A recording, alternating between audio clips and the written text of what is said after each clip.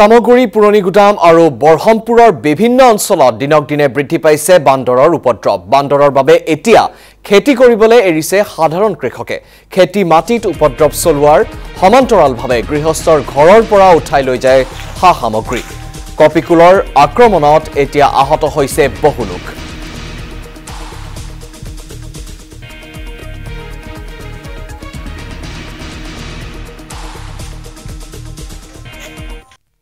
বান্দৰৰ উপদ্ৰৱ বহুত। বান্দৰৰ কাৰণে ইয়াত কোনো খেতি কৰিব নোৱাৰি। আৰু এতিয়া মানুহে বৈ খেতি কৰিছে, যদি এতিয়া পথাৰত আলু খেতি কৰিছে, আপোনাৰ মানে ৰাতিপুৱা খোৱাৰ পৰা উঠি হ'লে মানে এইফালে ৰখীয়া হ'বলৈ আহিব লাগে, নহ'লে খান্দি কুটি খাই পেলাই। সেই বান্দৰৰ উৎপাতত এতিয়া খেতি পথাৰ আপোনাৰ কৰিব নোৱাৰা হৈ গৈছে। এতিয়া এই ড্ৰেইনৰ কাষে বা বান্দৰ এতিয়া ধান হোৱাৰ লগে লগে ইয়াত এতিয়া ৰাতিপুৱা আহি মানুহ খাৰা হৈ থাকিব লাগিব বান্দৰৰ কাৰণে।